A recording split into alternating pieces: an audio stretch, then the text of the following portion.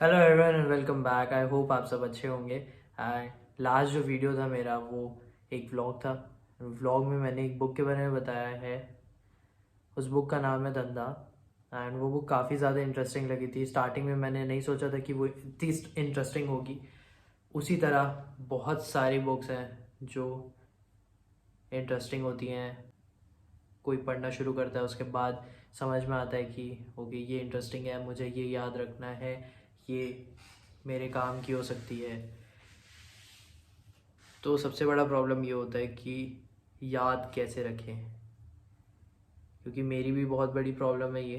पहले समझ नहीं आता था, रीड कर लेते थे, उसके बाद लगता था कि अच्छा ये तो पढ़े थे, लेकिन उसके बाद ये बुक पढ़ी हुई है, लेकिन उसके बाद याद नहीं आ रहा है कि इसमें था क्या।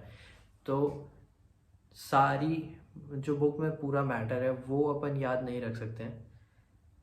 उसमें जो काम की चीज़ है या फिर एक स्टोरी टाइप की चीज़ है वो अपन याद रख सकते हैं। जो अपने काम की है हम किसी और के साथ शेयर कर सकते हैं, वो याद रखो।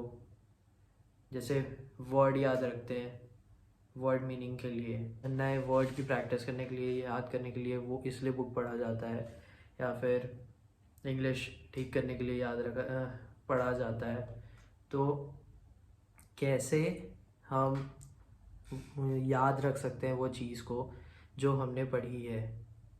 तो फर्स्ट थिंग आप ये कर सकते हो कि जब आप पढ़ना शुरू करते हो और पढ़ते रहते हो, तो जो भी आपको चीज़, जहाँ पे भी आपको वो लाइन, सेंटेंस, वर्ड या फिर पूरा होल स्टोरी जो भी अच्छा लग रहा है वो आप मार्क करते जाओ।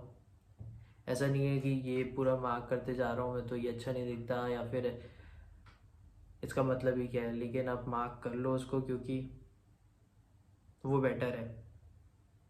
ऐसा नहीं कि एक लाइन कर रहा हूँ उसके बाद हाँ ये याद रहेगा पूरा, लेकिन आप मार्क कर लो सब चीज़। वो एक लाइन वाली भी चीज़ रहती है, लेकिन आप पूरा मार्क करके रखो, वो इनिशियल टाइम के लिए अच्छा रहता है।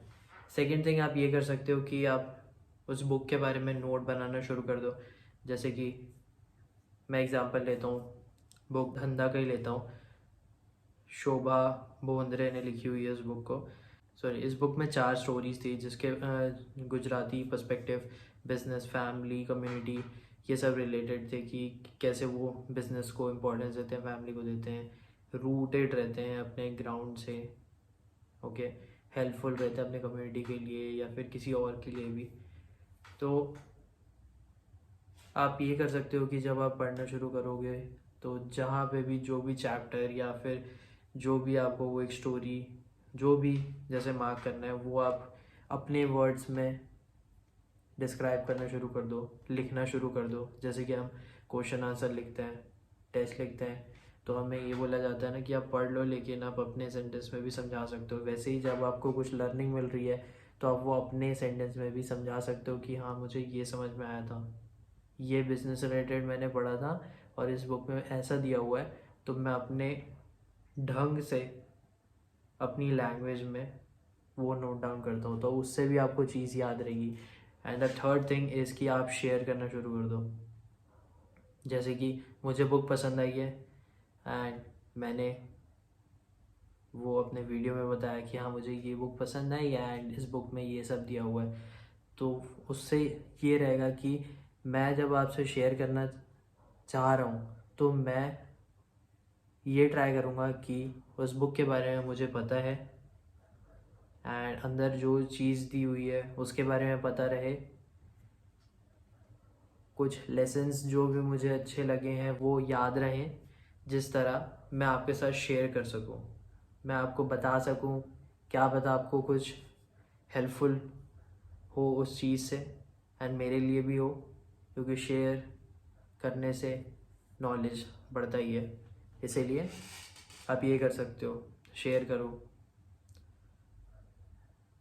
अब इसमें ये भी होता है कि जब आप रीड करना शुरू करते हो तो किसी को कोई एक साउंड होती है, थिन साउंड होती है, वो बहुत पसंद आती है। रीडिंग साउंड जो म्यूज़िक जो रहता है वो पसंद आता है रीड करने के टाइम।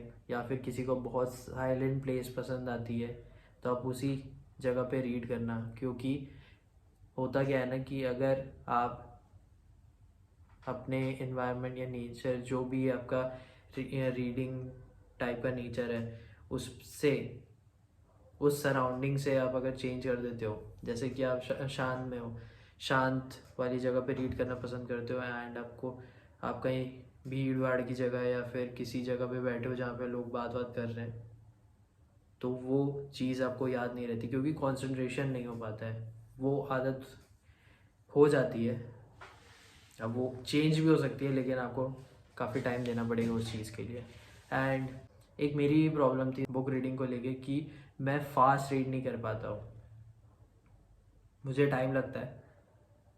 तो मैं ट्राई करता था कि जल्दी पढूं जल्दी पढूं जल्दी पढूं, लेकिन फिर एक टाइम के बाद ना मैं एक्सेप्ट कर लिया कि ठीक है, मैं स्लो रीड करता हूँ, कोई प्रॉब्लम नहीं है उस चीज़ को लेके, लेकिन मैं धीरे धीरे उस चीज़ को आगे बढ़ाऊंगा। लेकिन मैं इस चीज़ को एक्सेप्ट करता हूँ कि हाँ मैं स्लो, हाँ मैं इसलिए बोल रहा हूँ क्योंकि मैंने एक्सेप्ट नहीं किया था कि मैं स्लो रीड करता हूँ, इसलिए मैंने एक्सेप्ट किया।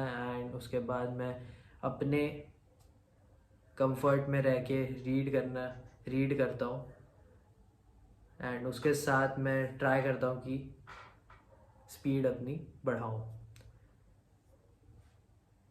उससे क्या होता है कि आप जो भी आपके वो कंफर्ट जोन में आप रीड कर रहे हो, फास्ट कर रहे हो या स्लो कर रहे हो, तो उससे ये भी रहेगा कि आपको चीज़ें याद रहेंगी। एंड एक और चीज़ है, अगर आपको कुछ चीज़ याद करनी है, या फिर आप बैठे हो कि मैं आज इस बारे में समझूंगा, या फिर ये बुक मुझे काफ़ी ज़्यादा पसंद है, तो ट्राई ये करना कभी भी कि मल्टीटास्क मत करना। मैं बहुत बार कर चुका हूँ, एंड उसका बहुत डिसअपॉइंटमेंट भी लगता है मुझे, क्योंकि इससे टाइम वेस्ट होता है। हर की बात नहीं होती है, ये सब की बात नहीं होती है। अगर उसको आदत हो चुकी है मल्टीटास्क करने की बुक रीडिंग के साथ, तो फिर अच्छी बात है, लेकिन अगर नहीं है तो मत करना, क्योंकि चीज़ें याद नहीं रहती हैं, एंड वो पूरा टाइम वेस्ट हो जाता है उसकी वजह से। तो ये कुछ लर्निंग्स हैं एंड कुछ मेथड्स हैं, जिससे आप जो भी आप पढ़ते हो उसको याद रख सकते हो, एंड आगे किसी के साथ शेयर कर लेना। ज़रूर शेयर करना, वो भी उस बुक को पढ़ेगा या फिर कोई और बुक को पढ़ेगा। तो आई होप कि आपको समझ में आया होगा एंड अच्छा लगा होगा। तो please subscribe, like, comment. Thank you.